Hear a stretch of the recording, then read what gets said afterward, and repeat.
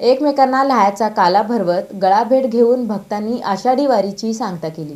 गोपाळकाला गोड झाला, गोपाळकाला गोड केला या जयघोषात अवघे श्रीकृष्ण नगरी म्हणजेच पंढरपूर तालुक्यातील गोपाळपूर नगरी लाखो वारकऱ्यांच्या गजरानं दुमदुमून गेले.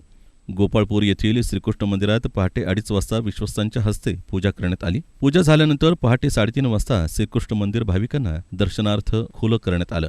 भाविकांनी मोठ्या श्रद्धेनं श्री गोपाळ कृष्णाचं दर्शन घेऊन मंदिराला प्रदक्षिणा घातली.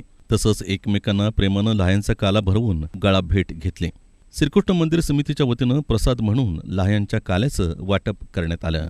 दरम्यान पहाटेपासूनच एकामागोमाग एक अशा विविध सुमारे 450 संतांच्या दिंड्या, पालख्या विठ्ठल नामाचा गजर करीत गोपाळपुरात दाखल झाल्या होत्या.